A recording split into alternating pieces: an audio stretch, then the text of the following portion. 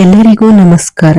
ಇಂದು ಈ ವಿಡಿಯೋದ ಮೂಲಕ ಮೇಷರಾಶಿಯವರ ಜಾತಕದ ಫಲಿತಾಂಶಗಳ ಬಗ್ಗೆ ತಿಳಿದುಕೊಳ್ಳೋಣ.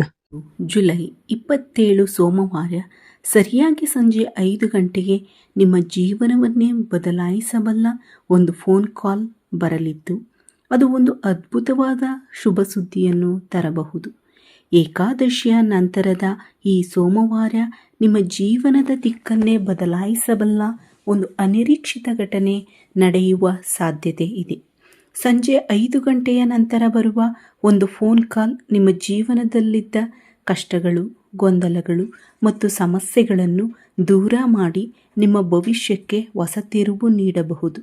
ಆ ಫೋನ್ ಕಾಲ್ ಯಾರಿಂದ ಬರುತ್ತದೆ, ಯಾವ ಪ್ರದೇಶದಿಂದ ಅಥವಾ ಯಾವ ದೇಶದಿಂದ ಬರುತ್ತದೆ, ಅವರು ನಿಮಗೆ ಹೇಳಲಿರುವ ವಿಷಯವೇನು, ಆ ಫೋನ್ ಕಾಲ್ ಹಿಂದೆ ಅಡಗಿರುವ ಸತ್ಯವನ್ನು ತಿಳಿದರೆ ನೀವು ಖಂಡಿತವಾಗಿಯೂ ಆಶ್ಚರ್ಯಪಡುತ್ತೀರಿ.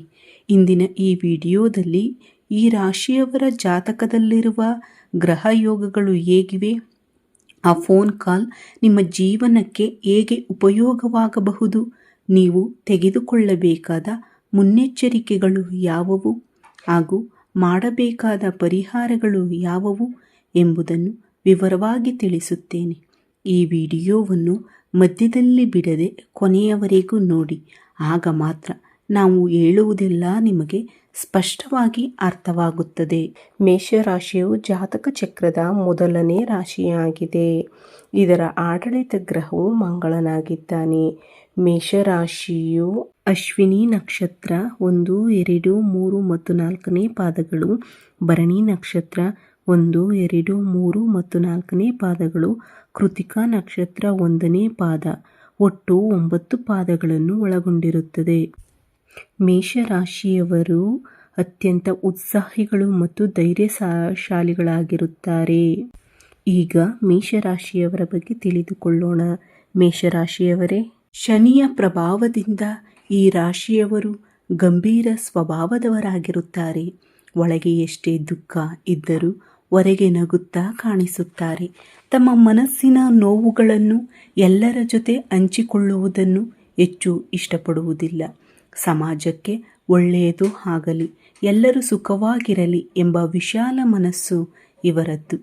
ಆದರೆ ಕಳೆದ ಕೆಲವು ದಿನಗಳಿಂದ, ತಿಂಗಳುಗಳಿಂದ ಅಥವಾ ವರ್ಷಗಳಿಂದ ನೀವು ಮಾನಸಿಕ ಒತ್ತಡ, ಆರ್ಥಿಕ ಸಂಕಷ್ಟ, ಕುಟುಂಬದ ಜವಾಬ್ದಾರಿಗಳು, ವೃತ್ತಿ ಜೀವನದ ಸಮಸ್ಯೆಗಳು, ಸಾಲದ ಹೊರೆ ಮತ್ತು ನಿಂತು ಹೋಗಿರುವ ಕೆಲಸಗಳಿಂದ ಬೇಸತ್ತಿದ್ದೀರಿ. ನಾನು ಎಲ್ಲರಿಗೂ ಸಹಾಯ ಮಾಡುತ್ತೇನೆ, ಆದರೆ ನನ್ನವರೇ ನನ್ನನ್ನು ಅರ್ಥ ಮಾಡಿಕೊಳ್ಳುವುದಿಲ್ಲ, ನನ್ನ ಪರಿಶ್ರಮಕ್ಕೆ ತಕ್ಕ ಫಲ ಸಿಗುತ್ತಿಲ್ಲ ಎಂಬ ನೋವು ನಿಮ್ಮ ಮನಸ್ಸಿನಲ್ಲಿದೆ. ಅಂತಹ ನಿರಾಶೆಯ ಸಮಯದಲ್ಲಿ ಕಾಲವೇ ನಿಮಗಾಗಿ ಒಂದು ಉತ್ತಮ ಅವಕಾಶವನ್ನು ತಂದುಕೊಡುತ್ತಿದೆ ಎಂದರೆ ನೀವು ನಂಬಲೇಬೇಕು.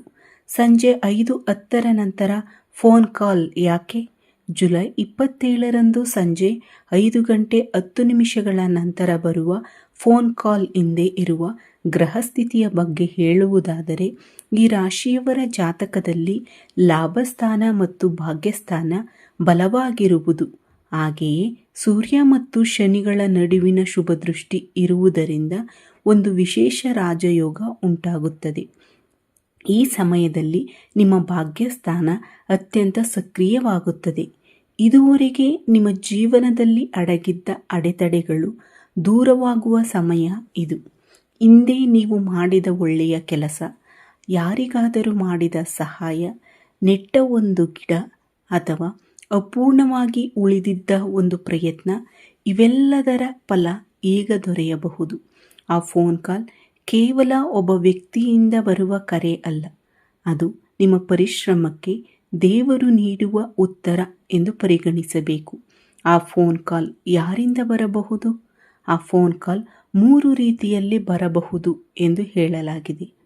ವಿದೇಶದಿಂದ ಅಥವಾ ದೂರದ ಪ್ರದೇಶದಿಂದ, ಉದ್ಯೋಗ, ವ್ಯವಹಾರ, ಹಣಕಾಸಿನ ಸಹಾಯ ಅಥವಾ ಹೊಸ ಅವಕಾಶದ ಬಗ್ಗೆ ಶುಭ ಸುದ್ದಿ ಬರಬಹುದು. ವಿದೇಶದಲ್ಲಿರುವವರು ಯಾರಾದರೂ ನಿಮಗೆ ಸಹಾಯ ಮಾಡಬಹುದು ಅಥವಾ ಉದ್ಯೋಗದ ಅವಕಾಶ ನೀಡಬಹುದು. ಹಿಂದೆ ನಿಮ್ಮೊಂದಿಗೆ ಸಂಬಂಧ ಕಡಿದುಕೊಂಡಿದ್ದ ವ್ಯಕ್ತಿಯಿಂದ ನಿಮ್ಮನ್ನು ಬಿಟ್ಟು ಹೋಗಿದ್ದ ಸ್ನೇಹಿತ, ಸಂಬಂಧಿ ಅಥವಾ ಪ್ರಿಯ ವ್ಯಕ್ತಿ ತನ್ನ ತಪ್ಪನ್ನು ಅರಿತು ಮತ್ತೆ ನಿಮ್ಮೊಂದಿಗೆ ಮಾತನಾಡಲು ಸಂಪರ್ಕಿಸಬಹುದು. ಕೋರ್ಟ್ ಪ್ರಕರಣ, ಜಮೀನು ವಿವಾದ, ಸಾಲ ಅಥವಾ ಬಾಕಿ ಹಣದ ವಿಚಾರದಲ್ಲಿ ನಿಮ್ಮ ಪರವಾಗಿ ಒಳ್ಳೆಯ ಸುದ್ದಿ ಅಥವಾ ಪರಿಹಾರ ದೊರೆಯುವ ಸಾಧ್ಯತೆ ಇದೆ ಅಂತ ಫೋನ್ ಕರೆ ಬರಬಹುದು. ಆ ಕರೆ ಆದ ನಂತರ ನಿಮ್ಮ ಮನಸ್ಸಿನ ಅರ್ಧ ಭಾರ ಇಳಿದಂತೆ ಅನುಭವವಾಗಬಹುದು. ಈಗ ತೆಗೆದುಕೊಳ್ಳಬೇಕಾದ ಮುನ್ನೆಚ್ಚರಿಕೆಗಳ ಬಗ್ಗೆ ತಿಳಿದುಕೊಳ್ಳೋಣ. ಈ ಅವಕಾಶವನ್ನು ಸರಿಯಾಗಿ ಬಳಸಿಕೊಳ್ಳಬೇಕಾದರೆ ಸಂಜೆ 4ರಿಂದ 6 ಗಂಟೆಯವರೆಗೆ ಅಥವಾ 5:30ರಿಂದ 7:30 ನಡುವೆ ಅನಗತ್ಯ ಜಗಳ ಅಥವಾ ವಾದಗಳಿಂದ ದೂರವಿರಿ. ನಿಮ್ಮ ಮೊಬೈಲ್ ಸಂಪೂರ್ಣ ಚಾರ್ಜ್ ಆಗಿರುವಂತೆ ನೋಡಿಕೊಳ್ಳಿ. ಉತ್ತಮ ನೆಟ್ವರ್ಕ್ ಇರುವ ಶಾಂತ ಸ್ಥಳದಲ್ಲಿ ಕುಳಿತುಕೊಳ್ಳಿ. ಇದಕ್ಕೆ ಮಾಡಬೇಕಾದ ಪರಿಹಾರಗಳ ಬಗ್ಗೆ ತಿಳಿದುಕೊಳ್ಳೋಣ. ಈ ರಾಶಿಯವರ ಮೇಲೆ ಶ್ರೀ ವೆಂಕಟೇಶ್ವರ ಸ್ವಾಮಿ ಹಾಗೂ ಶನಿದೇವರ ಅನುಗ್ರಹ ವಿಶೇಷವಾಗಿ ಇರುತ್ತದೆ.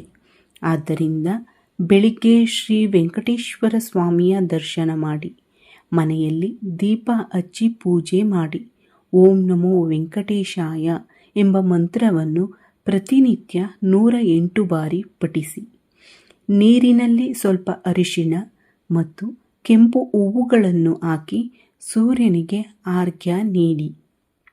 ನಂತರ ಆದಿತ್ಯ ಹೃದಯಂ ಅಥವಾ ಓಂ ನಮಃ ಸೂರ್ಯಾಯ ನಮಃ ಎಂಬ ಮಂತ್ರವನ್ನು 11 ಬಾರಿ ಪಠಿಸಿ. ಇದರಿಂದ ನಿಮ್ಮ ಕಷ್ಟಗಳು ಮತ್ತು ಅಡೆತಡೆಗಳು ದೂರವಾಗುತ್ತದೆ ಎಂದು ನಂಬಲಾಗಿದೆ. ಕೊನೆಯ ಮಾತು, ಈ ರಾಶಿಯವರು ಈ ಸೋಮವಾರ ಆತ್ಮವಿಶ್ವಾಸದಿಂದ ಸಕಾರಾತ್ಮಕ ಚಿಂತನೆಯೊಂದಿಗೆ ದಿನವನ್ನು ಕಳೆಯಬೇಕು.